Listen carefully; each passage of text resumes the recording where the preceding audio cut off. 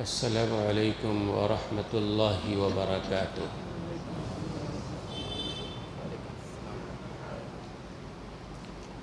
بسم اللہ الرحمن الرحیم۔ الحمد للہ وکفی وسلام علی عبادہ الذین اصطفی، اما بعد فاعوذ باللہ من الشیطان الرجیم۔ بسم اللہ الرحمن الرحیم۔ ومن يطع الله ورسوله فقد فاز فوزا عظیما۔ صدق اللہ العلی العظیم وصدق رسوله النبی الکریم ونحن على ذلك من الشاہدین والشاکرین والحمد للہ رب العالمین۔ رب اشرح لی صدری ویسر لی امری واحلل عقدۃ من لسانی یفقہوا قولی۔ سبحانک لا علم لنا الا ما علمتنا انک انت العلیم الحکیم۔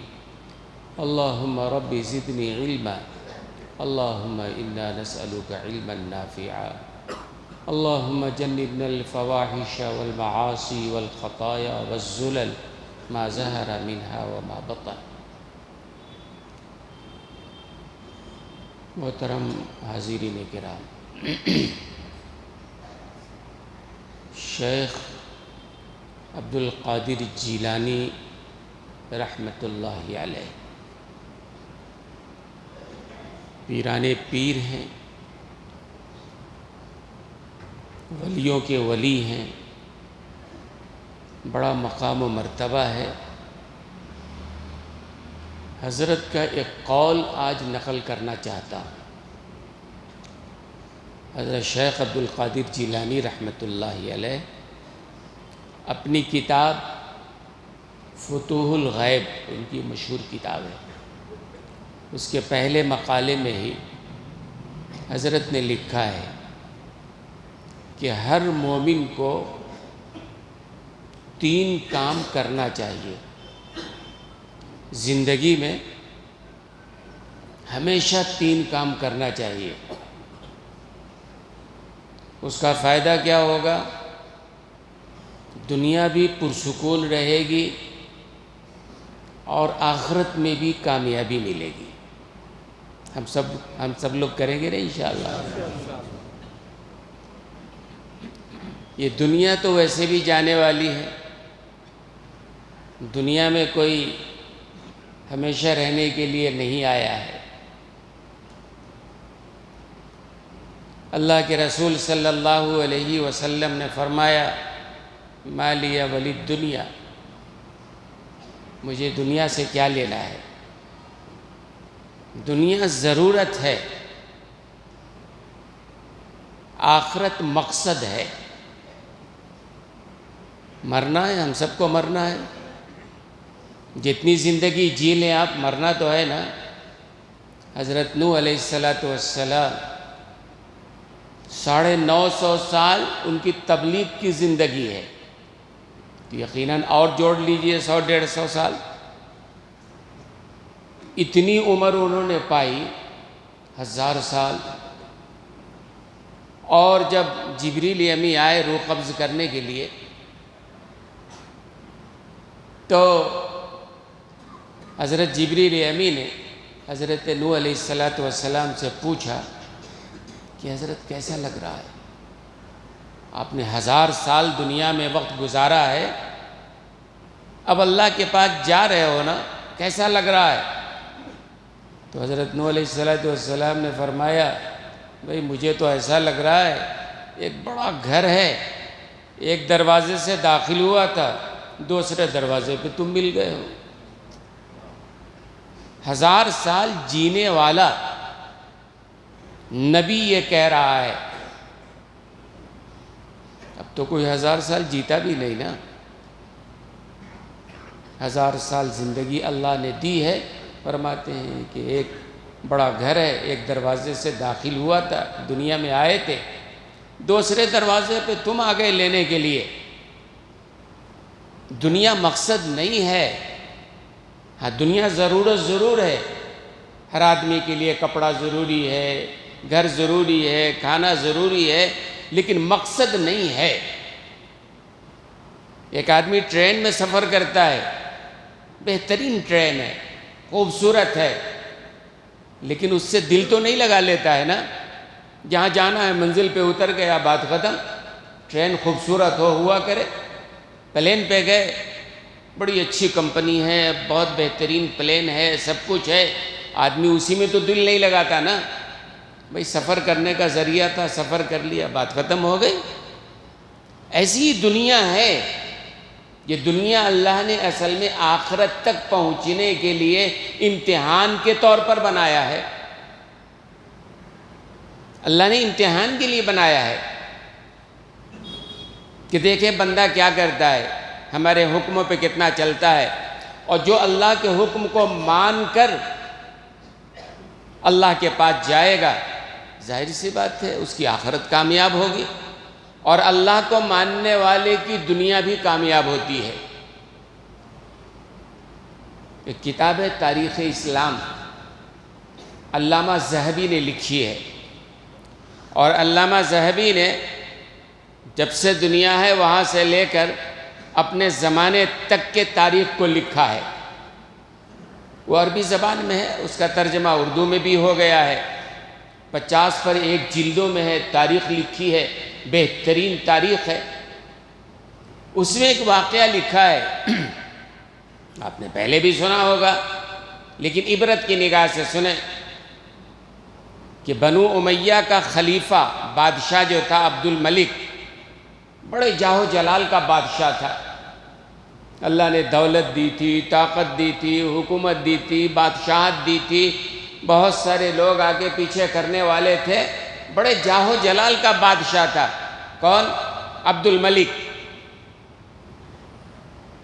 ایک دفعہ طواف کر رہا تھا، طواف کرتے کرتے دیکھا ایک اور صاحب ہیں جو طواف کر رہے ہیں، اور بڑے ہٹے کٹے اور چہرے پہ بڑی بشاشت ہے، بڑی صحت، توانائی، چہرے سے صحت جھلکتی ہے نا۔ تو عبد الملک نے طواف کرتے کرتے ہم دیکھا کہ ہمارے ساتھ جو صاحب طواف کر رہے ہیں، ماشاءاللہ کتنی اچھی صحت ہے بھئی، یہ ہٹے کٹے جوان ہے، یہ ماشاءاللہ صحت ہے چہرے سے، پتہ نہیں کیا کھاتے ہوں گے، کیا کرتے ہوں گے، کیا غذا ہوگی۔ خیر اس نے اپنا طواف مکمل کر لیا، اور طواف مکمل کرنے کے بعد اس نے حضرت سے پوچھا کہ ماشاءاللہ آپ کی صحت تو بڑی اچھی لگ رہی ہے۔ یہ کون تھے؟ یہ حضرت سالم۔ حضرت سالم کون ہیں؟ حضرت عبداللہ ابن عمر کے صاحبزادے ہیں۔ حضرت عبداللہ ابن عمر کون ہیں؟ حضرت عمر ابن خطاب کے صاحبزادے ہیں۔ تو حضرت عمر ابن خطاب بھی بڑے لمبے قد آور، ہٹے کٹے، طاقتور، ان کے صاحبزادے عبداللہ ابن عمر بھی ویسے ہی ماشاءاللہ تنومند قد، دراز قد، ہٹے کٹے، صحت مند۔ تو ان کے صاحبزادے حضرت سالم وہ بھی ویسے ہی تھے۔ تو عبد الملک جو اس زمانے کا بادشاہ ہے، اس نے دیکھا کہ ان کی صحت تو بڑی اچھی ہے، اور بادشاہوں کو اصل میں صحت کی فکر ہوتی ہے، پیسہ تو بے شمار ہوتا ہے لیکن کھانا نصیب نہیں ہوتا ہے، یہ بیماری ہے، وہ بیماری ہے، یہ ڈاکٹر، وہ ڈاکٹر۔ اس نے دیکھا صحت بڑی اچھی ہے، تو قریب جا کے پوچھا ماشاءاللہ آپ کی صحت بہت اچھی ہے، آپ کیا کھاتے ہیں؟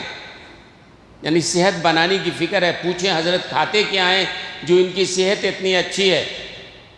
تو حضرت سالم نے کہا کہ بھائی میری غذا کو مت جانو، نہیں حضرت بتائیے ماشاءاللہ آپ کی صحت ہے۔ تو حضرت نے فرمایا کہ میں جو کے روٹی پہ زیتون کا تیل مل کے کھا لیتا ہوں، جیسے ہمارے ہاں سمجھ لیجئے بچپنے میں شاید کبھی کھاتے ہوں گے گاؤں دیہات کے بچے، غریب لوگ، کہ روٹی پہ وہ سرسوں کا تیل مل لیتے ہیں، نمک لگا لیتے ہیں، کھا لیتے ہیں۔ غریب گھرانوں میں یہ ہوتا ہے۔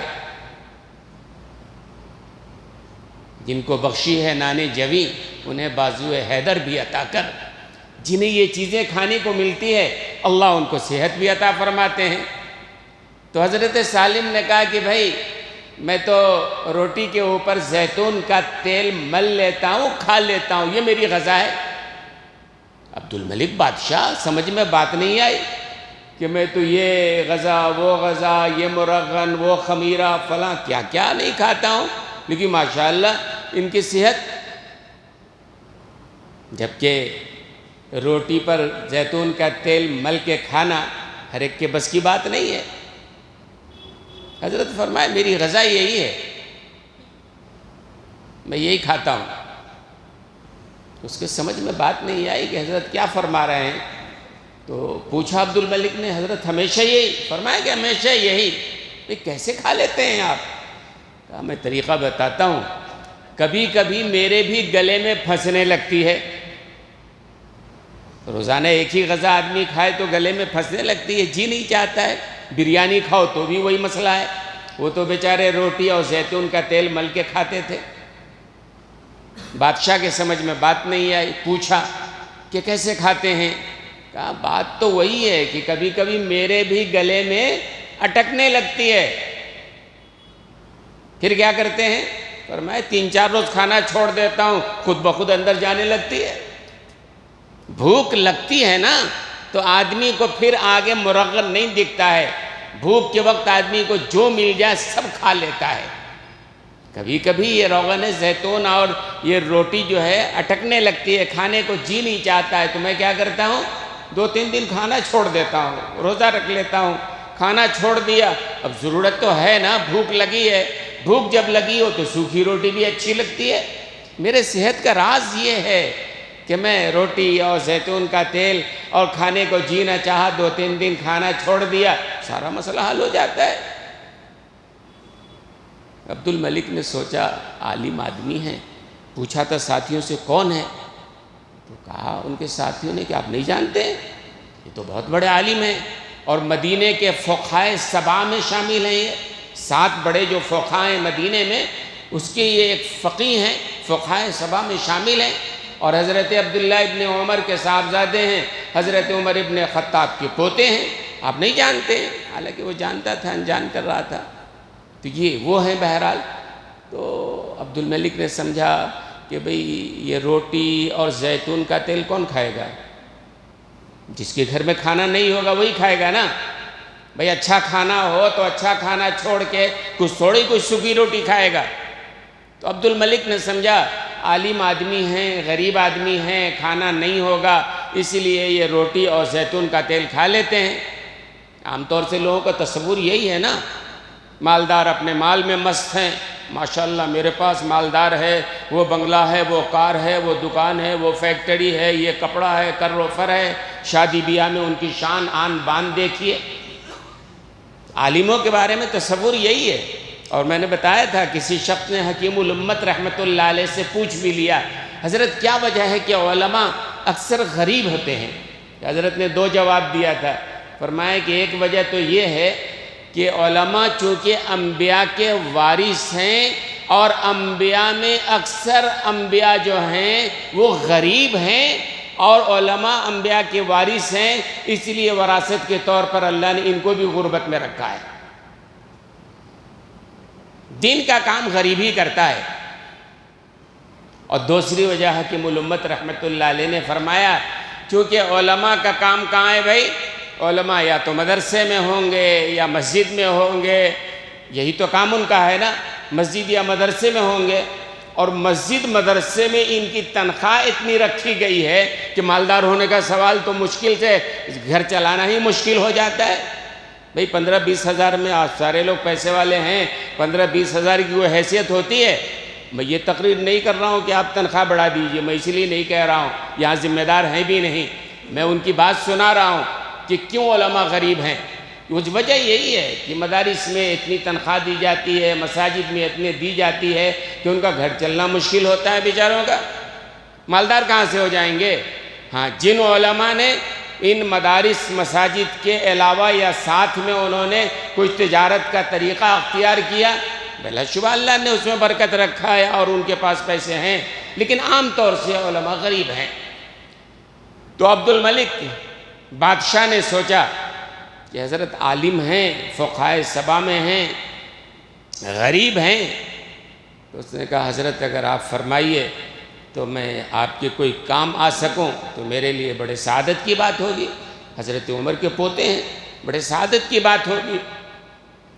تو حضرت سالم نے عبد الملک سے سوال کیا، آج ہم اپنے آپ کو سامنے رکھیں، اگر کوئی بادشاہ یا کوئی وزیر یا کوئی بڑا مالدار اگر آج ہم سے سوال کرے کہ حضرت آپ کا کوئی کام ہو تو بتائیے، لمبی چوڑی فہرست ہم پکڑا دیں گے۔ بھائی خود آگے بڑھ کے پوچھ رہا ہے، یہ بادشاہ اور یہ وزیر اور یہ مالدار خود پوچھ رہا ہے کہ کوئی ضرورت ہو تو بتائیے، ہم کیا کرتے ہیں؟ بڑی لمبی چوڑی فہرست پکڑا دیں گے، یہ کام بھی ہے، وہ کام بھی ہے، گھر نہیں ہے، فلاں، یہی تو کرتے ہیں نا۔ حضرت سالم سے جب اس بادشاہ نے عبد الملک نے کہا کہ حضرت اگر آپ کی کوئی ضرورت ہو تو فرمائیے، اس کو پوری کر کے ہمیں خوشی ہوگی، تو حضرت سالم نے کہا، عبد الملک سے کہہ رہے ہیں، یہ نہیں کہ اس نے جب درخواست کیا کہ کچھ ہو تو بتائیے تو فہرست پیش کر دیں، نہیں، بلکہ یہ کہا کہ بھائی یہ بتاؤ کہ آپ میری کون سی ضرورت پوری کرنا چاہتے ہو؟ دو طرح کی ضرورتیں ہوتی ہیں، ایک دین کی ضرورت ہوتی ہے، ایک دنیا کی ضرورت ہوتی ہے، دو ہی ضرورت ہے نا بھائی، ایک دینی ضرورت ہے، ایک دنیاوی ضرورت ہے۔ دنیاوی ضرورت ہے جیسے گھر ہے، کپڑا ہے، مکان ہے، روٹی ہے، فلاں، یہ دنیا کی ضرورت ہے، جینے کے لیے چاہیے، کھانا چاہیے۔ آخرت کی ضرورت کیا ہے؟ اللہ راضی ہو جائے، اللہ کی خوشنودی حاصل ہو جائے، جنت کا ہمارے لیے فیصلہ ہو جائے، جہنم سے حب بن جائے، دنیا ہماری بالکل دین کے مطابق، شریعت کے مطابق چلے۔ تو حضرت سالم نے عبد الملک سے پوچھا کہ آپ ہماری ضرورت پوری کرنا چاہتے ہو نا؟ کون سی ضرورت؟ دین کی میری ضرورت پورا کرنا چاہتے ہو یا دنیا کی؟ تو عبد الملک نے کہا حضرت کیا جہاں تک دین کی بات ہے، دین کی ضرورت میں کیا آپ کی پوری کر سکتا ہوں؟ ماشاءاللہ آپ کے گھر میں دین ہے، حضرت عمر کے پوتے ہیں، آپ کے گھر میں دین ہے، فقہائے سبع مدینہ میں آپ ہیں، آپ کا بڑا مقام و مرتبہ ہے، آپ کو دین میں کیا سکھا سکتا ہوں؟ دین تو آپ کے گھر سے اس کی روشنی دنیا میں پھیلی ہے، یہ تو نہیں ہے، پھر کیا؟ دنیا۔ تو حضرت سالم نے کہا کہ بھائی دین کی ضرورت تم پوری نہیں کر سکتے ہو، الحمدللہ ہمارے گھر میں دین ہے اور ہم دین پر عمل کر رہے ہیں، باقی رہ گئی دنیا، کہ دنیا کی جو چیز ہے، تو حضرت نے بڑی اچھی بات کہی، وہ میں سنانا چاہتا ہوں۔ حضرت نے فرمایا کہ ارے بھائی دنیا تو میں نے کبھی دنیا بنانے والے سے بھی نہیں مانگا ہے۔ دنیا بنانے والے یعنی اللہ، دنیا میں نے اللہ سے بھی کبھی نہیں مانگا ہے۔ کیوں نہیں مانگا؟ مانگنا غلط تو نہیں ہے، فرمایا اسی لیے نہیں مانگا کہ اللہ نے مقدر میں جو لکھا ہے وہ تو مل کے رہنا ہے۔ اللہ نے دنیا جتنا لکھا ہے وہ تو ملے گا ہی۔ مانگنے کی چیز ہے اللہ سے، اے اللہ جنت ہمیں عطا فرما دیجئے، اے اللہ اپنی ناراضگی سے بچا لیجئے، اے اللہ اپنی خوشنودی عطا فرما دیجئے، اپنی رضا عطا فرما دیجئے۔ تو اللہ سے مانگنے کی چیز یہ ہے کہ آدمی اللہ کو اللہ سے مانگے، اللہ کی رضا کو مانگے، جنت کو مانگے اور اسی کے لیے کام کرے۔ دنیا تو ملے گی ہی، جس طرح اللہ نے دی ہے دنیا، بہرحال روکھی سوکھی جیسے بھی اللہ نے لکھا ہے وہ تو ملنا ہی ملنا ہے۔ فرمائیں کہ دنیا کبھی میں نے اللہ سے بھی نہیں مانگا، اس لیے کہ اللہ کو جو دنیا میں دینا ہے اللہ دیں گے، روٹی چٹنی کے ساتھ گزارا ہو رہا ہے، لیکن اصل مرحلہ تو مرنے کے بعد کا ہے۔ مرنا تو ہم سب کو ہے نا بھائی، کوئی ایک بندہ نہیں ہے جو انکار کر کے ہم کو نہیں مرنا ہے۔ تو بھائی جب مرنا ہے اور مرنے کے بعد ہمیشہ آخرت میں رہنا ہے تو وہاں کے لیے ہم کو جد و جہد کرنا چاہیے نا کہ ہمارا معاملہ صحیح ہو جائے۔ تو شیخ عبد القادر جیلانی رحمۃ اللہ علیہ فرماتے ہیں کہ ہر مومن کو ہمیشہ 3 کام کرنا چاہیے، ہر مومن کو ہمیشہ 3 کام کرنا چاہیے۔ حضرت نے کہاں لکھا؟ فتوح الغیب کے اندر پہلے مقالے میں موجود ہے، کوئی دیکھنا چاہے تو دکھیں۔ ہم سب شیخ عبد القادر جیلانی رحمۃ اللہ علیہ کے ماننے والے ہیں۔ ان کے ماننے کا مطلب کیا ہوتا ہے؟ ان کے نام پر 11ویں کر لو، بات ختم ہو گئی۔ کیا مطلب ہوتا ہے ماننے کا؟ ماننے کا مطلب یہ ہوتا ہے کہ جو نقش قدم انہوں نے چھوڑا ہے، جو انہوں نے جس کی بنیاد پہ ولیوں کے ولی بن گئے، پیرانے پیر بن گئے، اللہ نے یہ مرتبہ یہ مقام عطا فرمایا، وہ چیز ہماری بھی زندگی میں ہونی چاہیے۔ تو حضرت نے فتوح الغیب میں لکھا کہ بھائی 3 کام ہر مومن کو کرنا چاہیے، یاد رکھیں گے؟ پہلا کام یہ ہے کہ ہر بندہ مومن ہمیشہ ہر کام سے پہلے اللہ کے رضا کو سامنے رکھے، اللہ کے کسی نہ کسی حکم کو پورا کرے۔ مومن بیکار نہیں رہتا ہے، ابھی بیٹھے ہیں اللہ کا ایک حکم پورا کر رہے ہیں۔ بھئی جمعہ کا دن ہے، ہم تیار ہو کے جمعہ کے لیے آئے ہیں، بیان سن رہے ہیں، دین کی قرآن و حدیث کی بات سن رہے ہیں، یہ اللہ تعالیٰ کے حکم کے مطابق لگے ہوئے ہیں۔ تو آدمی ہر قدم اٹھانے سے پہلے سوچے کہ یہ اللہ کا حکم ہم پورا کر رہے ہیں۔ یہ جمعہ ہے نا، بہت سارے لوگ جمعہ میں بھی بڑی غفلت کرتے ہیں۔ جمعہ کے دن بھی سنتیں ہیں نا، جمعہ کے دن کی کئی سنتیں ہیں۔ ضمناً میں عرض کرتا ہوں کہ جمعہ کے دن کی سنتیں ہیں، بہت سارے لوگوں کو معلوم بھی ہوں گی آپ میں، پھر بھی آپ سنیں۔ بھئی سنت کے اندر نور ہے۔ وہ حدیث پہلے آپ کے سناؤ تو بات سمجھ میں آئے گی۔ سرکار دو عالم صلی اللہ علیہ وسلم نے حضرت انس رضی اللہ تعالی عنہ سے ایک موقع پر کہا، یا بنیا ان استطعت ان تصبح وتمسی ولیس فی قلبک غش لأحد فافعل۔ آگیا اور حدیث لمبا ہے، میں سناؤں گا انشاءاللہ۔ حضور اکرم صلی اللہ علیہ وسلم نے حضرت انس سے کہا، بیٹے، پیارے بیٹے، یہ حضرت انس رضی اللہ تعالیٰ عنہ 10 سال کی عمر میں سرکار دو عالم صلی اللہ علیہ وسلم کی خدمت اقدس میں آئے تھے، اور جب اللہ کے رسول صلی اللہ علیہ وسلم کا وصال ہوا ہے تو 20 سال کی عمر تھی۔ مسلسل 10 سال تک حضور اکرم صلی اللہ علیہ وسلم کی خدمت میں رہے ہیں، سفر میں، حضر میں، اندر باہر ہر جگہ اللہ کے رسول کی خدمت میں رہے ہیں۔ اور حضرت انس کہتے ہیں اتنا لمبا زمانہ خدمت میں ایک خادم کے طور پر، لیکن اللہ کے رسول نے کسی بات پر کبھی ڈانٹا نہیں، کبھی اف نہیں کہا، کبھی کوئی کام نہیں کر سکا تو نہیں کہا یہ کام کیوں نہیں کیا یا یہ کام کیوں کیا۔ یہ اللہ کے رسول صلی اللہ علیہ وسلم کا اخلاق ہے۔ تو حضور اکرم صلی اللہ علیہ وسلم نے بڑے پیار سے، یا بنیا، اے میرے پیارے بیٹے، ان استطاعت، اگر تم سے ہو سکے، یعنی کرو یہ کام کہ تمہاری صبح و شام اس حال میں گزرے کہ تمہارے دل میں کسی کے خلاف ذرہ برابر بھی کوئی کھوٹ اور میل نہ ہو۔ یہ پیغام حضور اکرم صلی اللہ علیہ وسلم کی سنت ہے کہ ہمارے دلوں میں، اللہ کے رسول فرما رہے ہیں کہ ہمارے دل میں کسی کے خلاف بھی کوئی کینہ نہیں ہونا چاہیے، کوئی میل نہیں ہونا چاہیے، کوئی کھوٹ نہیں ہونا چاہیے، کوئی کدورت نہیں ہونا چاہیے۔ آج ہمارے دل کتنے صاف ہیں، ہر آدمی اپنے دل کا جائزہ لے لے، ہمارے دلوں میں کتنا کدورت بھرا ہوا ہے، اپنے ساتھیوں کے لیے، اپنے پڑوسیوں کے لیے، اپنے رشتہ داروں کے لیے اور دوسرے لوگوں کے لیے آج ہمارے دلوں میں کینہ بھرا ہوا ہے۔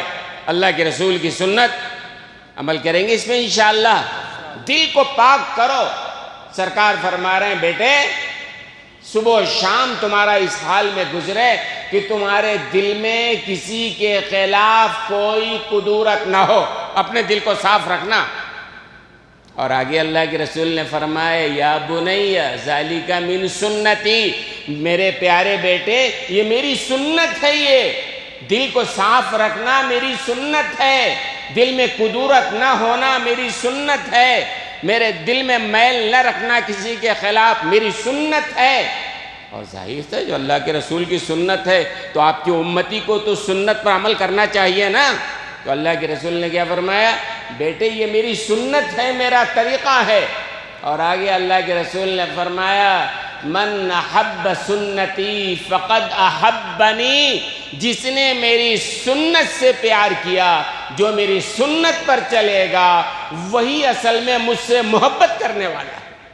معیار عطا فرما دیا ہے، جس کو میری سنت سے محبت ہے اصل میں وہی ہم سے محبت کرنے والا ہے، اور جس کو میری سنت یعنی اس پر عمل کرنے والا ہو، نبی فرما رہے ہیں کہ دل کو پاک رکھنا میری سنت ہے، کدورت سے، کینہ سے، بغض سے، عداوت سے اپنے دل کو صاف رکھو، بیٹے میری سنت ہے۔ اور من احب سنتی، اور جو میری سنت سے محبت کرے گا، فقد احبنی، وہ مجھ سے محبت کرے گا۔ اور میری محبت کا صلہ کیا ملے گا؟ اللہ کے رسول فرما رہے ہیں من احبنی کان معی فی الجنہ، جو مجھ سے محبت کرے گا میرے ساتھ جنت میں جائے گا۔ کتنا بڑا انعام ہے، ایک تو جنت میں جانا، اور پھر سرکار دو عالم صلی اللہ علیہ وسلم کی معیت، بہت بڑی بات ہے، معمولی چیز نہیں ہے۔ یہ کہاں سے ملنے والا ہے؟ فرمایا سنت پر عمل کرو، میری جتنی سنتیں ہیں ان سنتوں پر عمل کرو گے تو گویا کہ مجھ سے محبت ہے، اور جو مجھ سے محبت کرنے والا ہے میرے ساتھ جنت میں جائے گا۔ تو حضور اکرم صلی اللہ علیہ وسلم کی سنتوں میں عمل کریں گے نا بھائی۔ جمعہ کے سلسلے میں اللہ کے رسول نے فرمایا کہ کیا سنت ہے؟ مشہور ہے، سب سے پہلے تو یہ کہ آپ جمعہ کے دن بطور خاص جمعہ کے لیے غسل فرمائیں۔ پھر اس کے بعد دوسری سنت یہ ہے کہ آدمی کے پاس جو پاک صاف اچھا دھلا اچھا کپڑا جو بھی ہو وہ زیب تن کرے۔ اور تیسری سنت غور سے سنو آپ، جس میں ہم سب لوگ غافل ہیں، غسل تو شاید سب لوگ کر لیتے ہوں گے، جو اچھا کپڑا ہو سب لوگ پہن لیتے ہوں گے، لیکن تیسری سنت میں بڑی غفلت ہو رہی ہے۔ اللہ کے رسول نے فرمایا کہ جمعہ کے دن تیسری سنت یہ ہے کہ مسجد میں اذان سے پہلے آئے۔ یہ نہیں کہ وہ عربی تقریر جب شروع ہو عربی خطبہ بھاگ بھاگ کے آؤ، نہیں، پہلے جمعہ کے دن پہلے مسجد میں آنا، یہ سنت ہے، میری سنت ہے۔ غسل کرنا، پاک صاف کپڑے پہننا اور وقت سے پہلے مسجد میں آنا، یہ سرکار دو عالم صلی اللہ علیہ وسلم کی سنت ہے۔ اس سنت پر کتنا عمل کرتے ہیں بھائی؟ یہ آگے جو بیٹھے ہیں وہ تو ٹھیک ہے، بہت سارے لوگ ہیں، پتہ نہیں دنیا کے کتنے مصروف ترین انسان ہیں کہ نبی کی سنت کا ان کو کوئی اہتمام ہی نہیں، نبی کی سنت ان کے سمجھ میں بات نہیں آ رہی ہے۔ شاید وہ سمجھتے ہیں کہ دکان تھوڑی دیر پہلے بند ہو جائے تو شاید وہ لٹ جائیں، شاید وہ فقر و فاقہ سے مر جائیں، پتہ نہیں کتنا بڑا نقصان ہو جائے۔ بات اصل یہ ہے کہ نبی کی سنت کا احساس نہیں ہے دلوں میں۔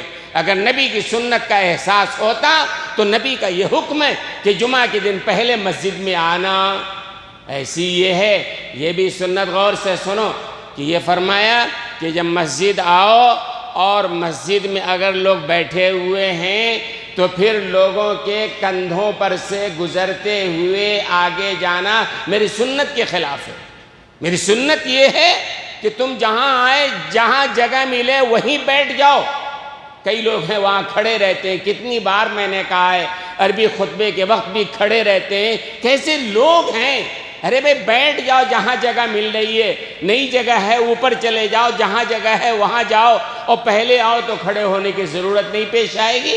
تو ایک سنت یہ بھی ہے کہ وقت سے پہلے آؤ، اور دوسری سنت یہ ہے کہ آنے کے بعد کسی کے کندھے پر سے، گئے جمعہ ہی دیکھ رہا تھا میں، ایک صاحب بالکل وہاں سے آخر وقت میں وہ چلتے ہوئے لوگوں کے کندھوں پر سے گزرتے ہوئے آ رہے تھے۔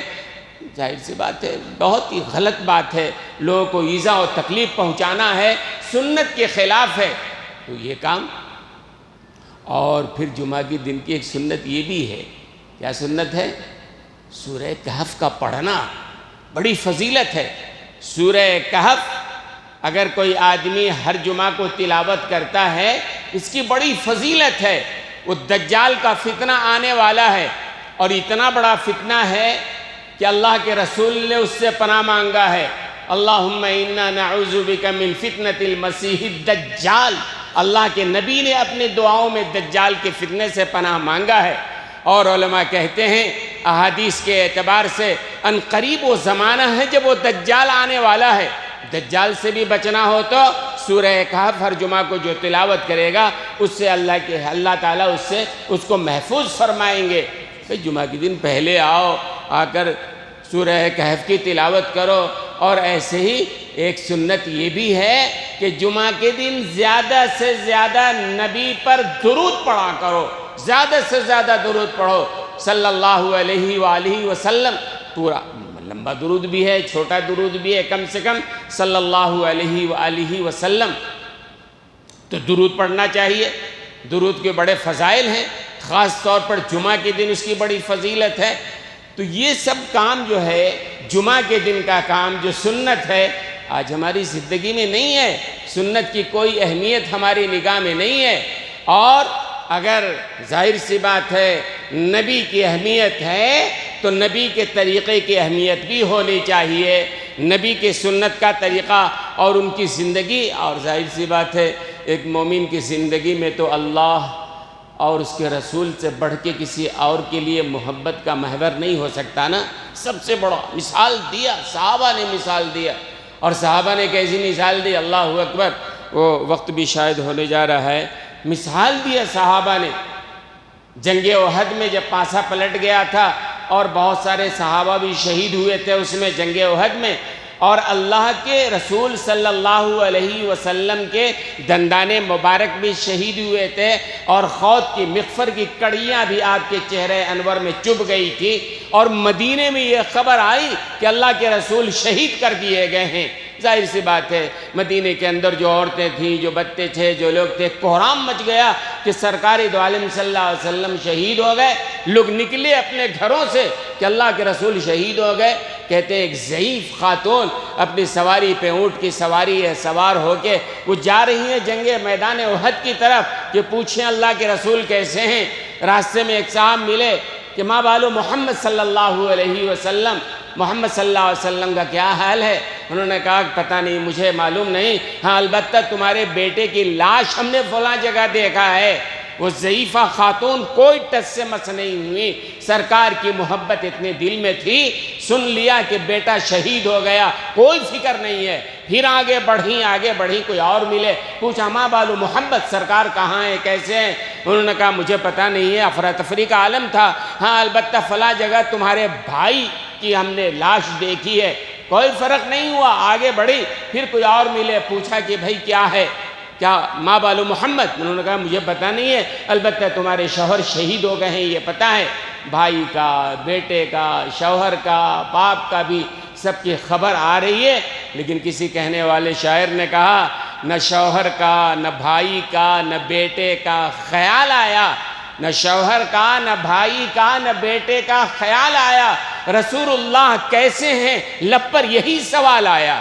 اور چلتے چلتے جب وہ احد کے دامن میں پہنچی اور دیکھا رسول اللہ صلی اللہ علیہ وسلم موجود ہیں تو اللہ کے رسول سے کہا کل مصیبت بعد محمد سہل یا رسول اللہ.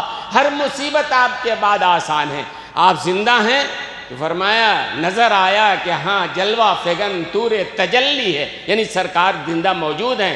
نظر آیا کہ جلوہ فگن طور تجلی ہے. پکار اٹھی کہ بس میری تسلی ہی تسلی ہے. کوئی پرواہ نہیں، پناہیں بے کساں زندہ سلامت ہیں. کوئی پرواہ نہیں، سارا جہاں زندہ سلامت ہے. سرکار آپ موجود ہیں، بس میرے لیے کافی ہے، سارے دنیا ختم ہو جائے. تو اس درجے کا آدمی کے اندر ہونا چاہیے. یہ ہمارے آقا کی سنت ہے، یہ نبی کی سنت ہے، یہ نبی کا طریقہ ہے. اور نبی کے طریقے سے، نبی کی سنت سے جب آپ محبت کرو گے، اس پر عمل کرو گے تو اللہ کے رسول کہتے ہیں کہ یہ مجھ سے محبت ہوگی اور جو مجھ سے محبت کرے گا میرے ساتھ جنت میں جائے گا. تو اللہ کے رسول جنت بھی کہہ رہے ہیں، اپنی میت بھی فرما رہے ہیں. بہت بڑی بات ہے نا. تو ہر آدمی کو اس بات کی کوشش کرنی چاہیے. ایک بات میں نے کہا، شیخ عبد القادر جیلانی رحمۃ اللہ علیہ نے فتوح الغیب میں جو 3 باتیں فرمائی ہیں کہ ہر مومن کو ہمیشہ ان 3 باتوں پر عمل کرنا چاہیے. اس میں سے ایک بات میں نے عرض کیا، کیا کیا؟ ہر آدمی ہر کام سے پہلے سنت کو، اللہ کے حکم کو پورا کرنے والا ہو۔ کوئی بھی کام کر رہا ہو، دیکھے اللہ کا حکم اس میں کیا ہے۔ یہ ابھی نماز کا وقت ہے، یہ حکم ہے، نماز پڑھ رہے ہیں۔ کاروبار میں گئے، ہم کو جھوٹ نہیں بولنا ہے، ہم کو دھوکہ نہیں دینا ہے، اپنی تجارت کے لیے، نفع کے لیے ہم کو جھوٹ نہیں بولنا ہے، دھوکہ نہیں دینا ہے، کسی کے ساتھ غلط نہیں کرنا ہے۔ یعنی مومن ہر وقت اللہ کے کسی نہ کسی حکم کو پورا کرنے میں لگا رہے۔ ایک بات ہوئی، اگلی بات انشاءاللہ آئندہ پھر عرض کروں گا۔ وآخر دعوانا الحمدللہ رب العالمین۔ یہ ایک اعلان ہے، جامعۃ السعودیہ